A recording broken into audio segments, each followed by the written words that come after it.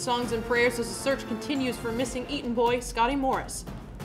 It's been nearly 2 years since the Muncie Climate Action Plan was introduced to local government, what the future looks like for the plan. TikTok CEO faces questions on Capitol Hill amid security concerns. And the CDC warns Americans against a new urgent threat. Rainy weekend ahead. I'll let you know just how much rain we're expected to receive coming up. Delaware County's only live television newscast from Ball State University's Unified Media Newsroom. You're watching NewsLink Indiana. Good evening. Thank you so much for being with us. I'm Madeline Kerr. And I'm Connor Simpson. Our top story tonight, a vigil for missing 14-year-old Scotty Morris took place tonight. Hi, Madeline and Connor. Right now, I'm outside of the Grace and Mercy Gospel Church where a vigil was just held for the missing Eaton teen. It's been a week since he left his home on East Indiana Avenue.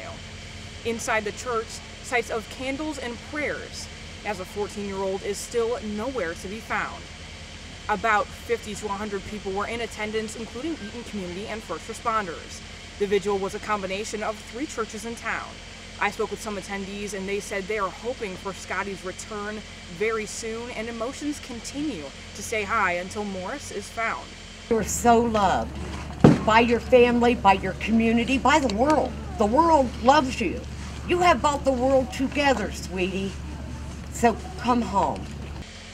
Now, police are continuing searches with working leads only. State resources like police and Department of Natural Resources are also helping the Eaton police. An update from the Eaton Police Department this morning, they're sending a second request out for people to review their security camera footage from 8:15 to 11 p.m. that night, March 16th.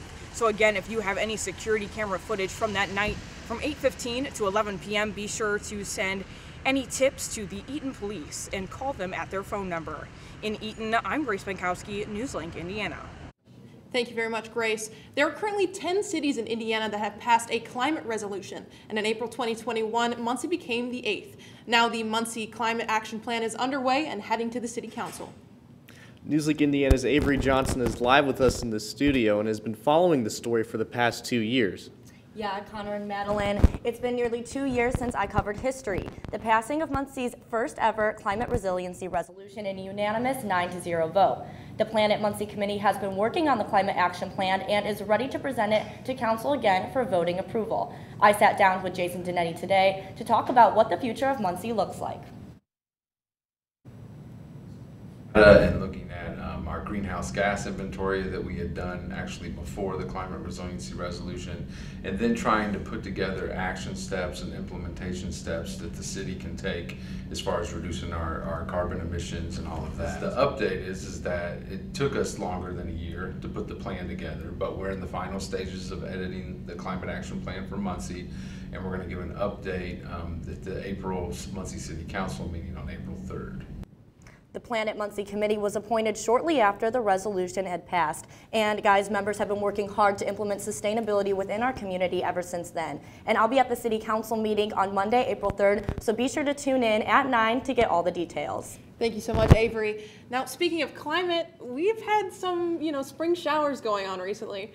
Yes, but the good news is it finally seems to be warming up. Let's go ahead and take it over to Noah with the weather. Yes, guys, it's been a really, really rainy day out there today, just sort of a washout. But if we take a look at our current temperatures around the region, we see 48 here in Muncie, but even 68 down here in Evansville. Really sharp cutoff due to that front that's really stuck in our region. Looking at the radar here, we can see those showers to the south-southwest and thunderstorms building into our region overnight. So the 3 big things we're looking for in our forecast tonight here is a rainy weekend ahead, Friday and Saturday especially. With all this rain, we're really expecting a flooding threat as well with all these storms. And then finally, maybe some hope out there, a warm up late next week, especially into that Thursday, Friday timeframe. I'll have this and more coming up in my full forecast later in the show. Turning now to local news, after a recent departure from a resident learning coordinator, Botsford Swinford looks to another dorm's RLC to help them out. From Studebaker East, 27-year-old Bradford Peace steps up to the challenge of working in 2 dorms. This Truman State alumni looks to fill in as the RLC at Botsford and looks forward to the challenge. These 2 dorms are across campus from one another, so he prioritizes communication to be in both places at once. Although facing challenges, Bradford looks forward to supporting new students. Just supporting students. I think that's a big part of like why I'm in the field at all, and working in housing is the opportunity to work with students and help them grow over the last few weeks of the semester here. So really looking forward to that and getting to build those individual connections with people who live in the hall. Bradford looks to finish this semester strong with his new residents in preparation for the coming year. Some U.S. college students say they're having trouble coping with class loads. According to a study from Gallup and the Lumina Foundation, 2 out of every 5 undergraduates say they often have emotional stress issues, and more than 40% of those who responded say they thought about dropping out of school as a result. Researchers say the number of college students who say they suffer from anxiety and depression has been on the rise for years, and that's increasing faster since the start of the COVID-19 pandemic. TikTok faces an existential threat as its CEO Shou Chew is grilled in Congress and questioned about the video app's security and its ownership by Chinese company ByteDance. Legislators express serious concerns and say they have to find the best way to deal with the app, already in the hands of millions of monthly users in the U.S. Mike Valerio has the details. There are more than 150 million Americans who love our platform. TikTok CEO facing U.S. lawmakers for the first time on Capitol Hill in a heated hearing. We do not trust TikTok will ever embrace American values. TikTok has repeatedly chosen the path for more control, more surveillance, and more manipulation.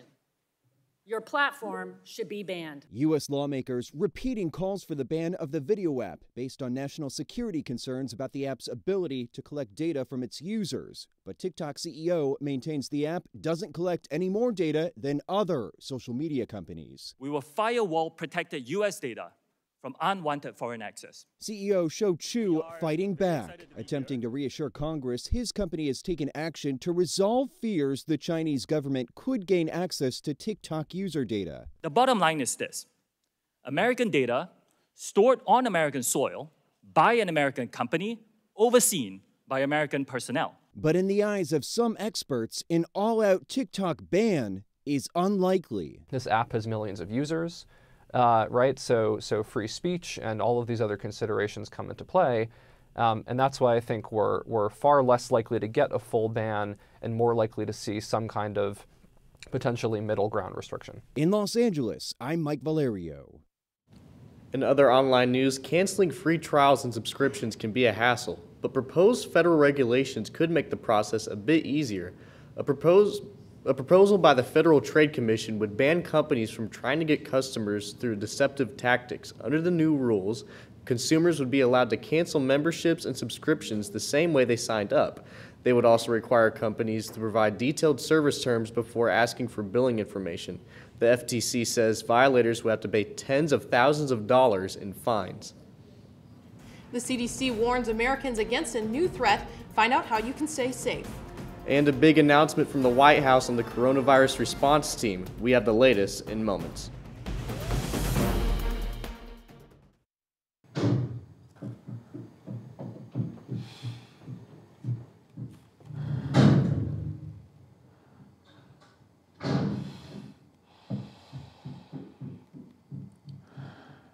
I love you!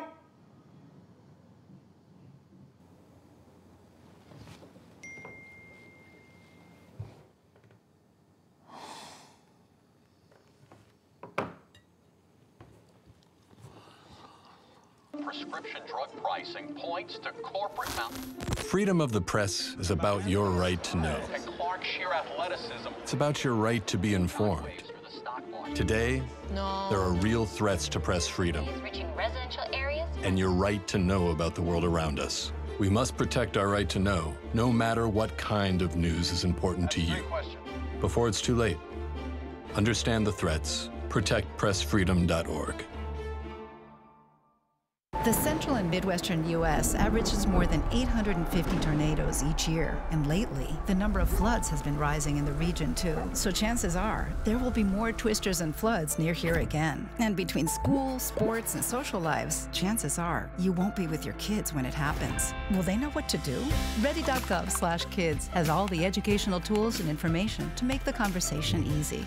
When the time comes, chances are they'll feel prepared, not scared. So talk with your family today. Hey guys, it's me, Isabella Gomez, filling in for Smokey Bear because he's got more to say than just... Only you can prevent wildfires. Like, if you're outside enjoying a barbecue, don't let a hamburger distract you from fire safety. Make sure you aren't dumping your hot coals or ashes onto the ground because that could start a wildfire. So take wildfire prevention seriously and let's save the world one day at a time. Juntos con Smokey Bear, podemos hacerlo. Go to smokeybear.com to learn more about wildfire prevention. It's considered an urgent threat by the CDC, an emerging fungus that's resistant to many drugs. New data shows the number of cases skyrocketing in the U.S. in recent years. In today's Health Minute, Mandy Gaither has more on what you need to know about the fungal threat. It's called Candida auris, a fungus that can easily spread through healthcare facilities and potentially cause deadly disease. We've only seen it here in the United States since 2016. Since that time, cases have skyrocketed. New CDC data shows there were 53 cases in 2016. That number jumped to nearly 1,500 in 2021. Initially, it was confined mostly to the New York City and Chicago areas. Now it's present in more than half of U.S. states. The problem that we're finding with Candida auris is that it is becoming resistant to the three classes of antifungals that we're currently able to treat patients with. The CDC says healthy people don't usually get sick from Candida auris. It's more likely to affect those who have serious medical problems, require long stays in healthcare facilities, people with weakened immune systems, and those getting medical devices into their bodies, like a breathing tube or catheter. Dr. Kristen England with Cleveland Clinic says healthcare facilities should isolate patients with this fungal infection. The general population doesn't need to worry about getting sick from Candida auris, but we all do need to be on high alert as far as making sure that we don't pass this on to other people if we know someone who has Candida auris. For Health Minute, I'm Mandy Gaither.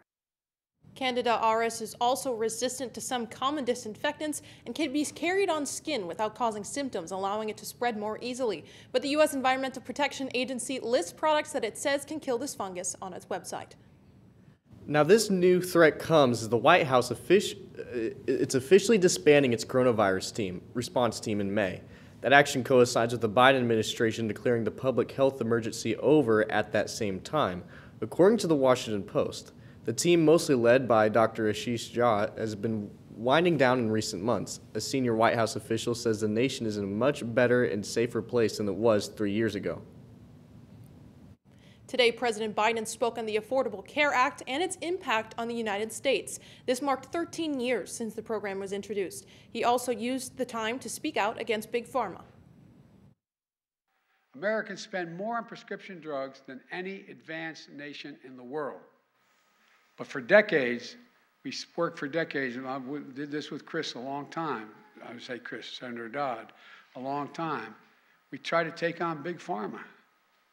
But we finally won. A federal court hearing took place today over both former Vice President Mike Pence's grand jury testimony and former President Donald Trump's claims of executive privilege over their conversations around January 6th. The hearing is under seal in Washington, D.C. Trump defense attorney Evan Corcoran was at the courthouse preparing for the hearing but declined to comment. Storms are possible overnight. I'll have the full timeline coming up after the break.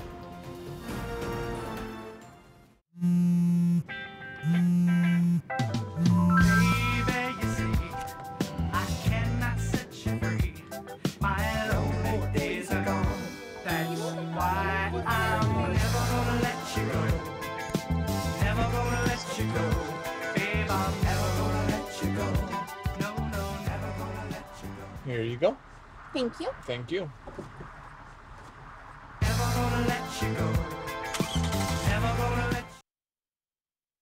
I think it's just vapor with flavor. It won't hurt my kid like cigarettes, right? Vaping is safer than smoking, isn't it? There's really not even that much nicotine in them, right? My kid? My kid knows it's dangerous. Get your head out of the cloud. Today, nearly 8,000 kids will start vaping, maybe even yours. Learn about the dangers at talkaboutvaping.org. Emotes say a lot, but they can't say it all. Think your guildmate is struggling? Try these dialogue options.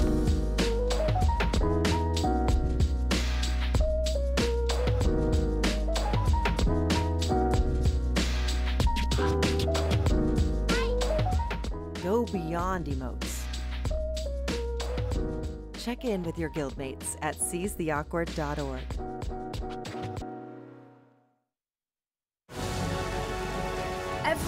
Every day, Millions of people are connecting and even though we're overcoming obstacles, watching each other's backs, and banding together. we should still make an effort We should still make an to effort. get to know each other. On a deeper level. Father, Cosplayer, mentor. actor. It's time we take a step forward It's time we take a step forward. Come together. and discover How accepting our differences can make us stronger. Welcome back. You're taking a live look at the Foundational Science Building out on campus. And it has been not really a nice week to be walking around on campus for sure. Yes, but the good news is it's finally spring and that it might start warming up out there. Let's go ahead and take it over to Noah with the weather. Yes, it was definitely one of those days where it was just something to stay inside today. But if we take a look at our current temperatures here, see this big difference from 48 here, places south, 68 in Evansville, 57 in Cincinnati. This front sort of draped across the region, really bringing us the sort of rain we've seen throughout the day and into the weekend we'll see. But if we look at today's almanac here, we see today's high is 62, a few degrees above our average high for this time of year, 55. Obviously nowhere near a record high of 80 set all the way back in 1939. But tonight, thunderstorms likely, especially after midnight, a low of 40 degrees, winds out of the northeast at 5 to 10 miles an hour. Precipitation pretty much a guarantee wherever you go in the region. Taking a look at our precision cast though here, we can see about 1, 2 a.m. those heaviest bands of rain really moving into the region here, sort of overspreading the region as we head early into Friday. But we noticed a clearing, especially as we head into the morning commute hours, before those storms come back in a more scattered fashion in the afternoon here.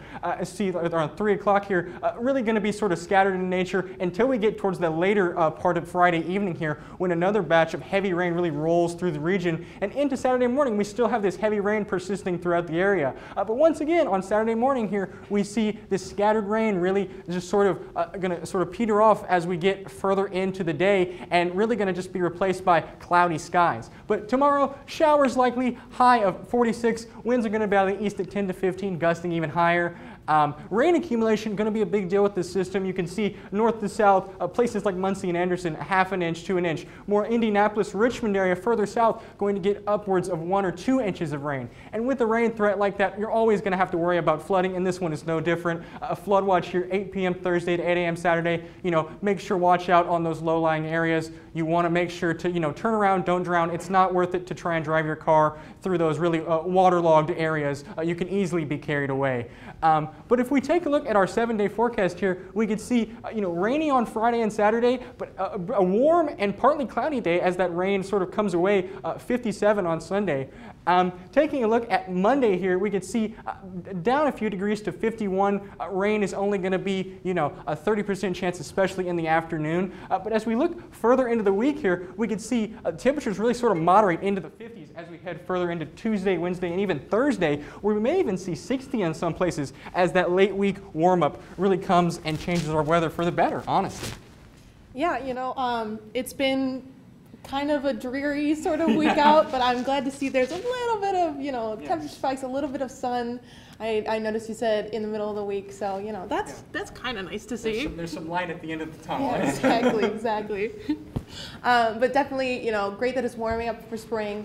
Obviously spring comes with those showers, so it's to be expected. Yes. It's not the best time, but it's to be expected.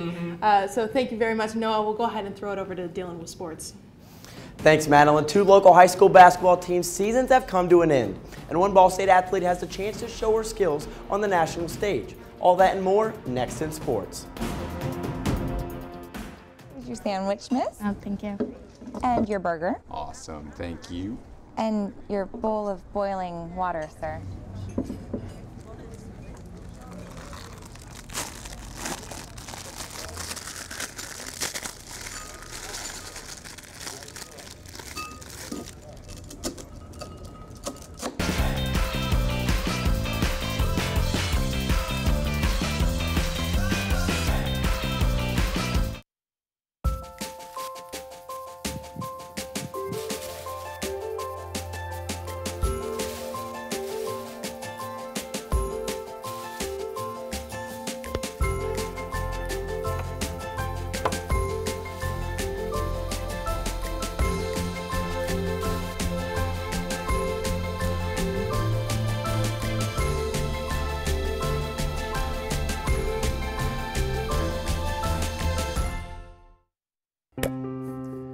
After retiring from the NFL, I've been able to spend a lot more time coaching my daughter's basketball teams. It's something I love to do. Through our games and our tournaments, we see all types of coaching, good and bad. And it begs the question, do we really know who's coaching our kids? Do they have the proper training and screening it would take for me to be comfortable with my daughters playing for that coach? Our Youth Basketball Association made the decision to use trusted coaches to screen and train all of our coaches. I'm a trusted coach. Are you? So if one cat has 4 kittens who reproduce every 6 months, how many cats will there be in 5 years? Who's got it? Is this... What is that? Seriously? Who threw that? Cats are terrible at math, but they sure do multiply. Please spay, neuter, and adopt. The solution is 10. Welcome back to NewsLink Indiana. I'm Dylan Selke with sports. 2 local high school teams see their impressive postseason runs come to an end this past weekend. NewsLink Indiana's Bryce Simsevich is live in the newsroom to tell us more. Bryce, what do you have for us? Tournament runs come to a close at Semi-State this past Saturday. Wapahani fell in the first game of the 2A Semi-State to Lewis Cass 54-59, and Delta lost to Northwood in the 3A final 36-51. I met with both head coaches to find out the key to their respective accomplishments.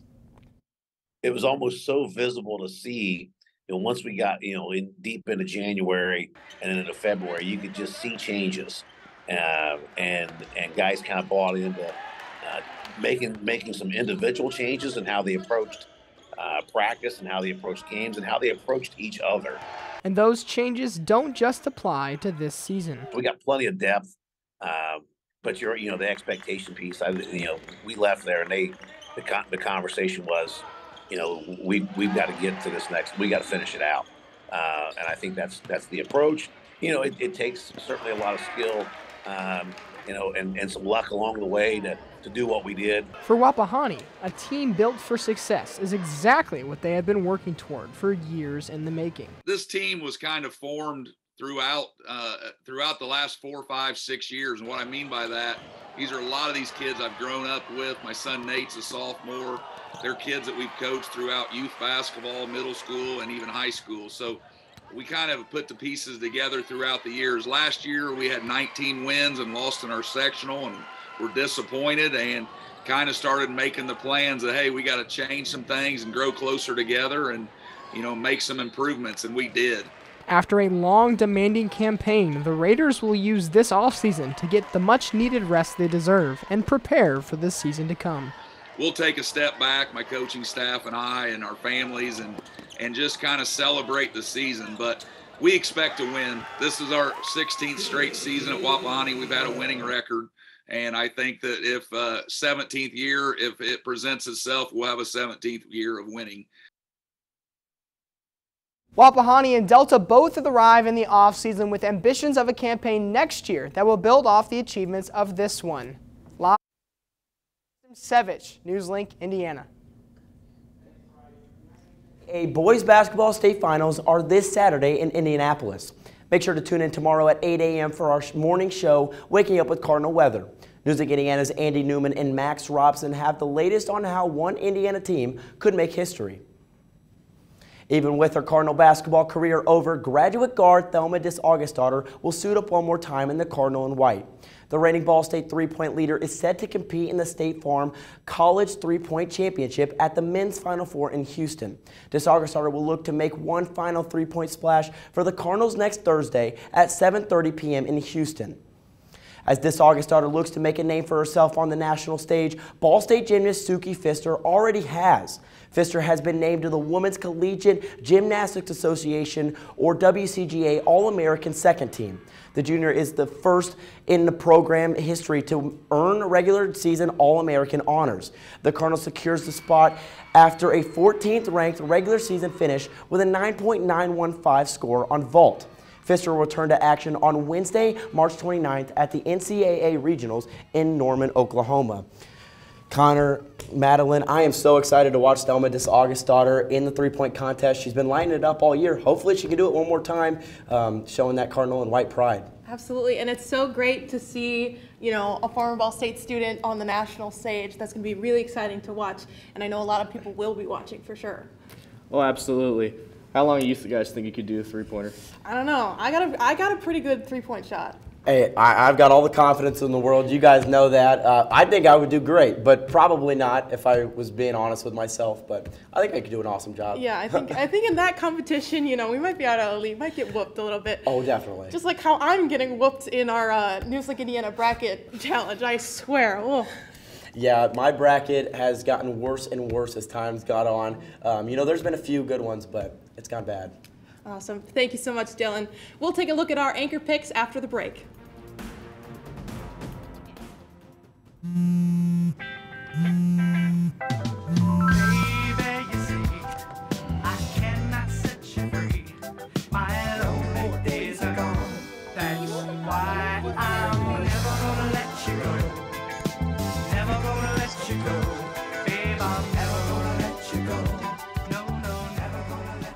Here you go.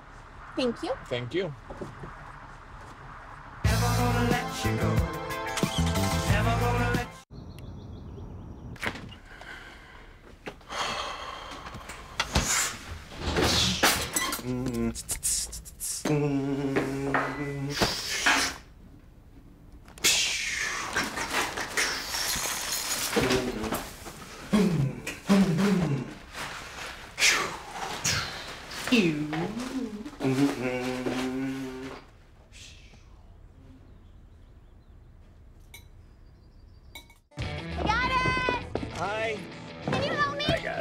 Thank you. No problem.